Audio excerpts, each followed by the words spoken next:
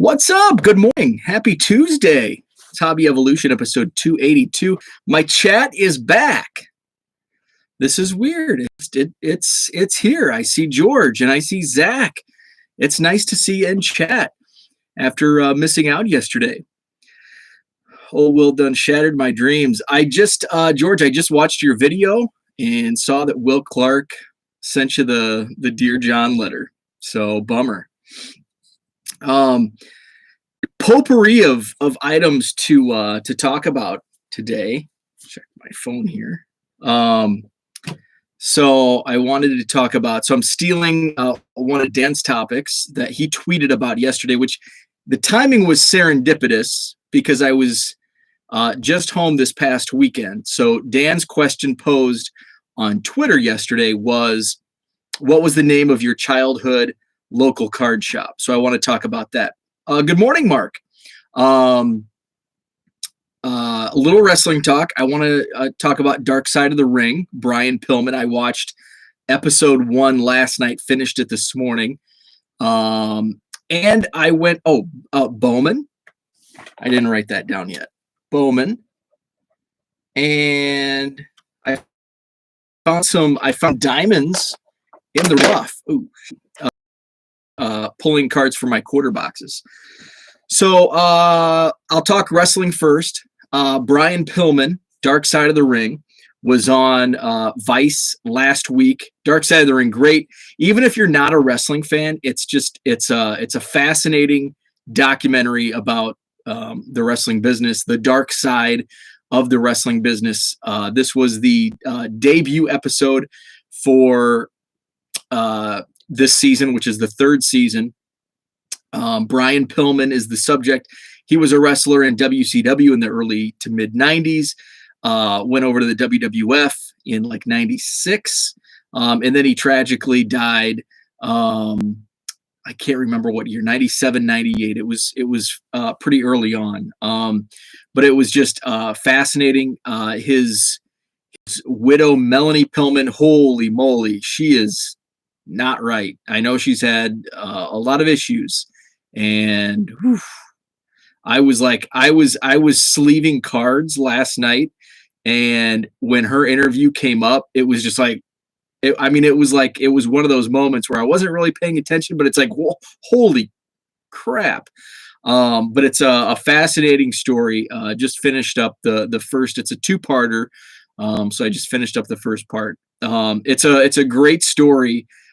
His loose cannon gimmick. I won't give it away, but he did as part of his gimmick, he basically got out of his contract. That's all I'll say. If you want to watch it, it's on Vice. It's actually on YouTube. That's where I watched it because I have YouTube TV now, and I don't get Vice on YouTube TV, but Vice uploads it to their channel on regular YouTube, so you can watch it on YouTube. That's where I watched it. So check it out. It's sad. It's fascinating. All of those things. Mark says he was stone cold. He was part of a tag team called the Hollywood Blondes in WCW with then stunning Steve Austin. And actually, Steve Austin is interviewed quite a bit in the documentary. David, what's up, David? David says the Vice documentaries are really awesome. They are. Mark adds the A&E specials have been awesome. I have not watched A&E specials. I also don't get A&E on YouTube TV. So I've actually been looking to try to find those somewhere. I heard the Macho Man, and I think they're all done by different producers. But the Jim Cornette, or maybe it was the Eric, one of the wrestling podcasts I listened to, I think it might have been Cornette and Bischoff were really upset with the final product on the Macho Man. Apparently they didn't think it did him justice going on the darker side of his documentary. What's up, Diego? Good morning. Cornette. Cornette was pretty harsh on it. And I think Bischoff's podcast that came out yesterday, he was pretty upset with the Macho Man as well.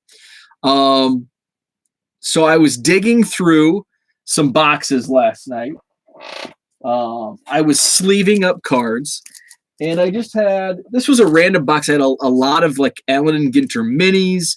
I had some UFC cards, some tennis cards. So 2 weeks ago, I found some of these 2014 Topps UFC, and I had a couple, and these were the Crow. Maybe they were just regular. I can't remember, but they were the whoever fought and lost for the UFC title 2 weeks ago. Can't remember his name. But I had two of them, and they sold like instantly for $45 a pop. And I found them out of a box that I was gonna just, actually, I'd never heard of the guy. So, well, had I not known the fight was going on, I probably would have just left it in the box because he wasn't like a big name to me because I don't follow UFC. So it would have not even gone. It would not have even gotten the quarter box sleeve treatment. Would have went back in a box. So that was a nice find. I did pull some other UFC stuff that I'll now I want to check comps, but I think he's the only like big card that sells. Some of the others sell for a few bucks, so those will go in the quarter box. But this was a collection bulk lot that I purchased from a guy in DeKalb, Illinois, through the Blowout forums, and I have actually picked up a couple truckloads from him. He's the guy that I got like more than 100,000, probably 300,000, maybe not quite that many, 150,000 Oklahoma Sooners football cards and a bunch of Texas Longhorns cards. But there was also there was hockey, there was maybe NASCAR, there was Alias, there was tennis. So the tennis are from 2007 Ace Authentic, and I sold 5 of these sets, and I was happy to get like $10-15. I'm like, I can't believe tennis sets. So I put together like 5 sets, sold them on eBay. The rest I just have been in boxes. So I'm like, I'm gonna do an other sports box for my quarter box. So I'm going to sleeve up all these cards. So we're all destined for my quarter boxes for the May 22nd Madison Card Show at the Sheraton Hotel on John Nolan Drive in Madison, Wisconsin. May 22nd, starts at 9 a.m. So I start going through, and I'd pulled Caroline Wozniacki, Rafael Nadal, Anna Kournikova, Maria Sharapova, and I've sold Kournikova and Sharapova for a couple bucks a pop, but I'll just throw those in my quarter box. But looky here, a whole bunch of Novak Djokovic. Laying in bed last night, and I'm like, I'm going to look up those Ace Authentic. I'm just going to see if there's been price movements on Kournikova, Sharapova. Check the comps on Nadal. Who else was in here? Sharapova, Roger Federer, Andy Roddick. Wonder what the prices are on those. So I just typed in 2007 Ace Authentic, Novak Djokovic, and I tweeted the sold comps, and I'll just grab the photo real quick. The sold comp Djokovic, which I pulled out 9 from this particular box. The last single card sold for $147.50 shipped. That's a base card. That's this. Just a base card. Novak Djokovic, $147.50. That auction ended Sunday night, 35 bids, $147.50. And I have 9. And there might be another box somewhere in this room. Some of the other ones, one sold on Saturday for over $70. Another one sold for $73 on Saturday. So what's up, Herman? So this was, there could be, if I sold these on eBay, potentially $1,000. Wim looked at eBay comps, would have gone in my quarter box, and somebody would have had one hell of a deal. So that's why. So, I post, and I've posted a few times when I'm digging through quarter boxes, and I'll find a Corey Seager rookie that I flipped. I bought it for like $1, and I flipped it 50. The Bo Bichette, numbered to 99. I bought for like, I don't know, $3. I've pulled a lot of quarter cards, 50-cent cards, and sold them for 20, 25 bucks. And it's like, well, why would these card shops do that? In a lot of cases, it's like this. It's like, I don't want to take the time to look up these tennis comps because they're probably not worth anything. That's what I think. And that's probably what these card shops, well, it's probably at most I'll sell it for a couple bucks on on eBay. And, I'd rather just get the 25 cents now than net $1 at some point in the future if I sell it on eBay. So that's kind of I think in a lot of cases when I find these great cards in quarter boxes, and people can probably find them in my quarter boxes, it's just didn't think to look. Like a Jerry Rice Fleer Metal from the mid-90s with Spider-Man on the back. I ended up selling it. There were some comps for around 100. I ended up selling it for 50 because I was going to put it in my 25-cent box. But I thought, well, Spider-Man's on it. There's a big thing for random cards now. Maybe it's worth something. So that was a happy find. George says you should put one in and see if it sells. That's actually a good idea. Because I've done the last show I did, now we're like in eras. So in the pre-pandemic era, the last show I did was in February 2020. And I put Trevor Story rookies, Tim Anderson rookies. I had a Dan Marino box bottom. And I was pulling these out once I was quarantined at home. I guess I wasn't quarantined. I was safer at home, I think is whatever order they put in. You were sitting at home. I started digging through my quarter boxes from that show, and I couldn't believe several Bo Bichette Bowman Chromes, Jared Kelenic, who by the way just got called up. The Dan Marino box bottom sold for like $8. The Tim Andersons were selling for 10 a pop. Trevor Story, I sold a couple for like 12, 13 bucks. And I'm sure there's dozens, if not hundreds of cards that would sell for between $5 and $10. I know for a fact there's a lot of cards that will be in my quarter boxes that will sell for that much. So that's kind of the fun part of it. Is as much fun as it is myself going to a card shop and digging through the boxes, it's just as fun planting some of these cards. Like I'll be sorting through cards and it's like, oh, I'll put this aside. It's like, wait, I'm going to stick this in the quarter box, and somebody who is digging through, they're going to get a good deal. So that's the fun part. I also found it. I tweeted this yesterday. I have a stack of 1978 Sgt. Pepper's Lonely Hearts Club Band. I've never seen the movie, but Steve Martin was in it, and it's actually one of his first films, and it's before his huge success. I think he had already recorded, who would have thought, 2 King Tut references by Steve Martin in the last 3 weeks. I think King Tut had been released. So Steve Martin was a big deal comedian. He was on Saturday Night Live. He was on The Tonight Show. So he was a big deal, but he wasn't in films yet. And Sgt. Pepper's Lonely Hearts Club Band was, I think, his 3rd overall film. He played Dr. Maxwell Edison. And he's got a card. I pulled 3 cards, and they're not worth anything. But I love Steve Martin. He's probably my favorite actor. The Jerk is my all-time favorite movie. I laugh throughout the movie, and I've seen it 500 times. So Mark has seen that movie, and he said it was horrible. Based it in theater when it came. Yeah. So I'll just have to. Sometimes I love awful, horrible movies. So I'll have to try to find that at somewhere. Probably YouTube would be my best bet.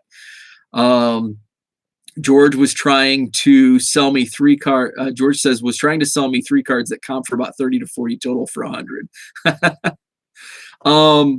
So let's see. Talked about that.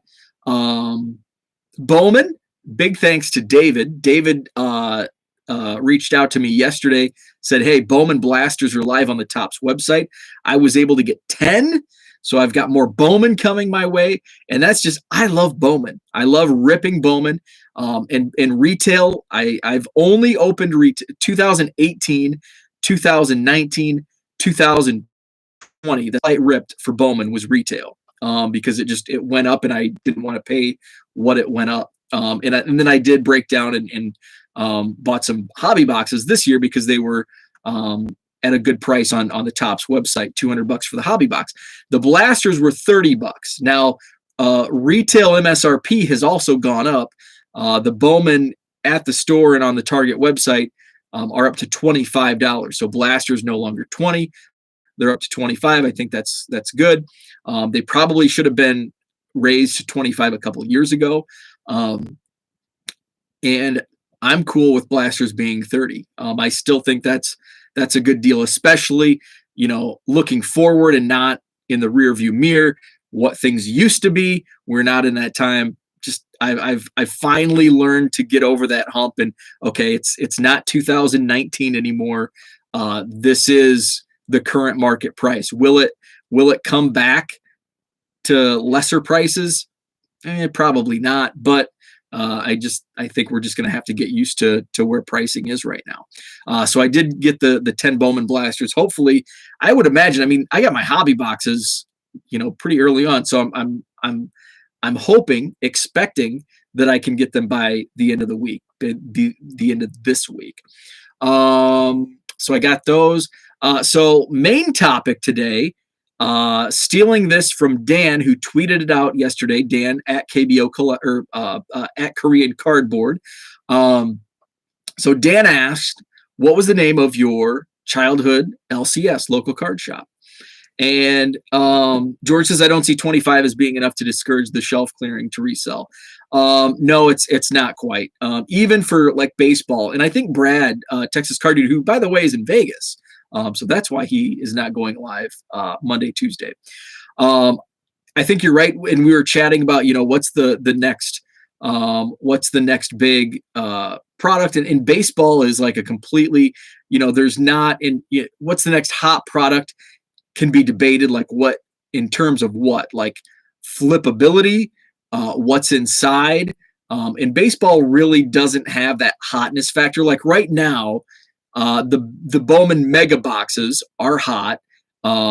You couldn't find them pre-pandemic, and now trying to find a Bowman mega box in the store, there is no way in hell you're going to find a Bowman mega box in the store. It's just there's always a chance, but finding a Bowman mega box this year in the store is about a 0.0001 chance.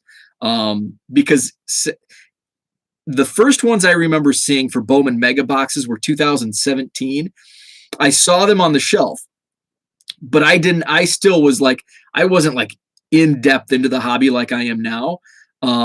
So I just thought it was another Bowman box. Like, oh, it's just another blaster box. So I looked and passed, and then that was when Ohtani was in and he wasn't supposed to be in. And then those boxes blew up, and it's like, shoot. And then never saw him again. 2018, did not see a single Bowman mega box in my stores. Fortunately, I had some awesome people on Twitter who found them in their stores, sold it to me at cost, and I think I was able to get like 20 mega boxes in 2018 from a couple people on Twitter. 2019, I think I found 4 in the wild, and then last year I got lucky, and by a stroke of luck, caught the vendor after he'd already told people waiting that he couldn't find the box. They all left, and he snuck back with the Bowman mega boxes, and I was able to get 20 last year, but I'm not expecting to get any this year. Ken's trying to stay awake and going back to sleep after the stream. Been up for 2 hours. That's a bummer. I also did not sleep well last night. I drank a 20-ounce Pepsi for dinner last night, which I always know that's going to keep me. It's good and bad. It's good because I'm much more productive. I am terrible at night. Like after dinner, I'm like almost a zombie. Like I'll get packages done, but by like 8:30, I'm crashing. I'm a morning person. But if I drink a Pepsi for dinner, it keeps me going. But it also keeps me going after I go to bed.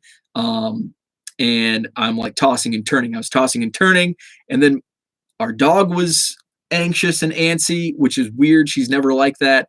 I don't know if it was because I was tossing and turning, and the dog usually cuddles with me, and maybe because I was like tossing and turning, it was disrupting her routine. So I did not sleep well last night either. So take a good nap. So back to the local card shop. Waukesha Sports Cards was Zach's. That's one of the. There's a bunch of good LCSs in Wisconsin that I haven't been to. There's one in Johnson Creek that I want to get to, which is between Madison and Milwaukee. I want to get to Waukesha. Maybe someday I'll do a trip and I'll hit Johnson Creek on the way to Waukesha. So it was kind of serendipitous. So Korean Cardboard Dan tweeted this out yesterday. What was your childhood LCS? And I actually have two of them. My like childhood LCS, which I drove past, and it's funny he brings this topic up Monday, like the day after, 2 days after I actually drove by it for the first time in almost a decade. What's up, Jenny? Was Hearts Sports Cards in Geneseo. I think if I have driven by it in the last 10 to 20 years, it was probably when my dad was battling cancer in the spring and summer of 2016. So at the earliest I've even driven by the building was 5 years ago. So we drove by the building with my dad's truck for the car cruise on Saturday night. It's an insurance agency now. And actually, ironically, the original. So it's in this. I wouldn't classify it as a strip mall. It's like probably it's like an old building, and it probably back in like the turn of the last century, like in the early 1900s. What's up, TJ? So in the early 1900s, it was probably one like big building. Maybe it was like a blacksmith shop or something. Thanks, TJ. You too. Have a great day. So it was probably like a big blacksmith shop. But then like throughout time, at some point, like I grew up in the 80s, 90s, it was like separated into like office space, basically. So it's kind of like maybe an early strip mall. But the original Hearts Sports Cards was on, so I think there's 3 or 4 like spaces.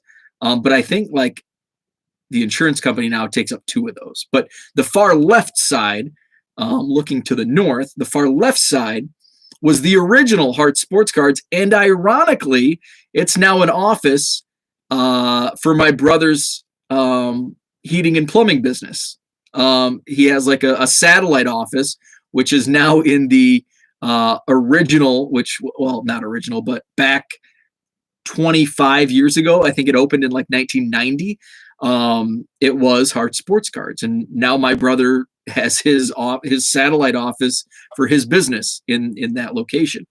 And then Hearts moved to the far right side, and I think it maybe there's 3 spaces, and the far right side is like technically like 2. So it was a larger space, which is probably why the card shop moved from the one building to the other. So it's now an insurance agency. So Hearts Sports Cards, I don't really have any like good, like what's a good memory from Hearts Sports Cards. I just remember like getting excited to go like on the weekend. My mom would go, like, I lived in a small town. It's like, like the old saying, we're going to town. And that was kind of what we did in a small town. Like, we're going to town on Saturday. That's when you do all your shopping in the city of 6,000. It's got stoplights, Walmart and McDonald's, an Eagle grocery store. So my mom would go to Eagles, and she'd drop me off at the card shop. So I'd spend an hour at the card shop just looking around, buy a couple packs or whatever. And she'd do her grocery shopping, come pick me up. And on the drive home, I'd be sorting through my baseball cards. So that's my memory of my childhood LCS. And then there was a second LCS when I came back to collecting in the late 90s. The home run chase brought me back. Kerry Wood's 20 strikeout game, which we just passed an anniversary for a couple days ago. So it was 98. I also got my license, my driver's license in June of 1998. So it was kind of, coming all together. Like I'm back in cards. Now I've got my driver's license. So Kelowna, Illinois it's just outside of the Quad Cities. And it's just down the road from Geneseo. So they had Hearts sports cards, I believe they were probably still open, but they were like mostly Beanie Babies at this time. So me and my buddy Seth was like the only hockey card collector I ever knew until the internet came along. And now I know people that collect hockey because of the internet. But in my small Illinois farm town, nobody liked hockey except Seth. Seth was the hockey guy. So Seth and I we'd on Sundays. Sunday was like the card shop day. So on Sundays, and I was a junior in high school.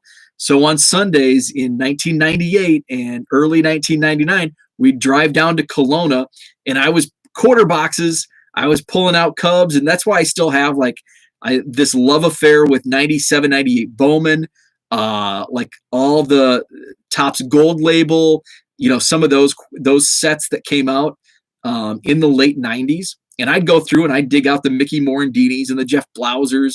The Kerry Wood cards were like $1 because I think by then they were second year cards. So that was, and I'm thinking, I don't even remember the name of that card shop. And then I commented to Korean Cardboard's tweet that they've both been closed for like 15 plus years. And Heart Sports Cards, I think, closed in like the early 2000s. Because they went to like Beanie Babies, then they went to like coins, gold. So they kind of just did that transition. Like cards nobody's buying cards. They're buying Beanie Babies. Nobody's buying Beanie Babies. Now they're buying coins. So they ended up closing, I think, in the early 2000s. So I couldn't remember the name of this card shop in Kelowna, but I had gone there like every Sunday for what seemed like 2 years. But guys, excuse me, but I realized why I didn't understand, why I couldn't remember, because it closed in 1999. And then all of a sudden the flood of memories, because I did some research. It was called Nothing But Net, and it was in Kelowna. It was originally called the Catcher's Mitt, and I think I went there like for a birthday. We did like a birthday card shop run when I was like 8, 9, 10. I remember going to ABC Collectibles because they had a 1952 Topps Mickey Mantle, which even then in 1990 was like, wow, a Mickey Mantle rookie. Thank you, Herman. So it was called the Catcher's Mitt back then, and then it became Nothing But Net at some point, like in the mid 90s, new ownership.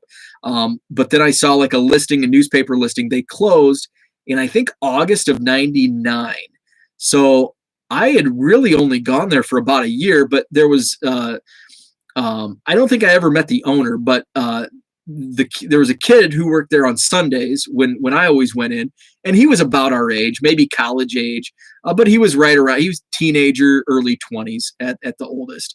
A really cool dude. We'd talk cards, and it was that card shop. Hearts Cards wasn't that like fun. Like Hearts Cards was like your typical card shop. Older guy, the owner, he's the only guy that's ever in there working. Maybe there's another part-timer that's working. I don't remember him being overly friendly, but he wasn't like, he'd always greet you, but it just wasn't like a hangout spot. It wasn't somewhere to meet up and talk cards. But Kelowna was like that, and they did pack wars back in the day. This is like 98. They did pack wars on Saturday nights. They had tables where you could open your wax. They had, I was, 16, 17. They had employees similar age working. So, it was like, it was a hangout spot. Like me and my buddy would go down on Sundays and we'd hang out for a couple hours on a Sunday afternoon, just talking cards and opening packs or going through the quarter boxes. It was fun. But they closed in August 99. And then I remember like it all like started coming back to me. I remember that guy, the shop employee that we were there, he was talking, he's like, the internet, man, the internet's killing us. Everybody's going to eBay now. And, eBay was still in its infancy back then, maybe a toddler, I guess. But I remember having those conversations, and that was probably leading up to them closing because, like August of 99 would have been my start of my senior year in high school. So it was pretty much just my junior year of high school that I was going. And I think by my senior year, I was maybe the closing like turned me off, but I went into college and obviously I think a lot of us kind of stopped collecting or slowed down when we were in the college years. So George didn't have card stores. The closest thing to an LCS was the candy racks beside the cash registers at Piggly Wiggly and Fred's. Well, I had to go to the city to go to my card shops, but back in the junk wax era, we had cards everywhere. So it wasn't Piggly Wiggly for me. It was IGA. So the IGA, which is still there today, it's no longer a part of IGA, but the sign's still there. And then I actually worked there in high school. So the IGA had packs of, I remember buying Dick Tracy cards.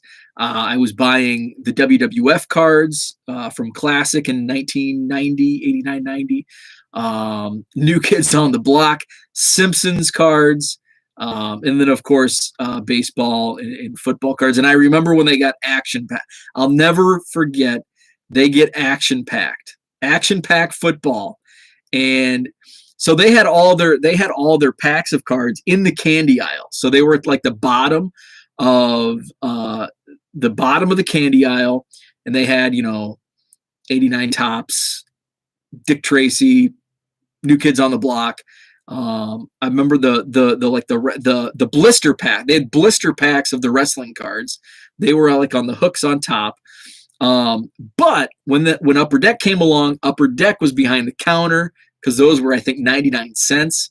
But I could get 3 packs of Tops for my $1. I could only get 1 pack of Upper Deck. And then Action Pack, man, that was like $2.50. I think it was $2.50 for a pack of cards of Action Pack football, which was, as an 8-9-year-old, absolutely ludicrous. That was crazy. And it was on the counter, like back on the windowsill. And it's like, I want a pack of Action Pack, but only adults could afford that. We couldn't afford that on our $2 allowance. We'd have to save up. And look at me, I'm a quantity guy. I was buying, instead of 1 pack of Action Pack football, I was going to buy 8 packs of Tops or Fleer or whatever. David says, I recall all the girls had New Kids on the Block and 90210 cards in 2nd and 3rd grade. My cousin Michelle, who we're still close to this day, she was like a sister growing up. She was a huge New Kids on the Block, went to the concerts, had the t-shirts, had the posters on her wall. That's probably why she was older, and I was like, she was like the older brother that, like, my brother is a lot older. So he was more of like an uncle figure when I was a kid, if that makes sense. So my cousin was like an older sister. I was always trying to impress her, like, hey, look, I got New Kids on the Block trading cards. Never did 90210 cards though, but I did do New Kids on the Block, Yo MTV Raps. There was another music set besides Yo MTV. There was another one that had like the hair bands and stuff. George says they like to steal signs and company names over here and just put them on their shops. That's awesome. That's awesome. So that's what I had for today. So thank you, Dan. He's not in the chat, but hopefully he watches the replay. Paula Abdul did have, she was, I don't think she was in Yo MTV Raps, but she was in the other set. Or actually she may have been, because I think they made 2 series of Yo MTV. But yeah, I'm positive that she had a card in one of those. If it wasn't Yo MTV Raps, it was like I think it was Music Superstars. And I think ProSep made that. I can't remember. But I actually have some packs of Yo MTV Raps. Maybe I think I did open one on a previous show, but maybe I'll do that sometime. So that's what I had for today. So thank you, Dan, at Korean Cardboard on Twitter, for that topic. It was fun to reminisce, and it was just, great timing because I had just drove by my childhood card shop over the weekend for the first time in several years. So that was fun. So that's what I had for today. Thank you so much. Great show last night, Herman and Kin. Really enjoyed the talk there. So they're on Monday nights. It's 7 p.m. Central. Brad sent me a message. He's in Vegas, baby. So I think Monday and Tuesday he's off, and then he'll be back on Wednesday. So I think Brad will be back tomorrow morning. So that's all for now. Have a great Tuesday, and we'll talk tomorrow.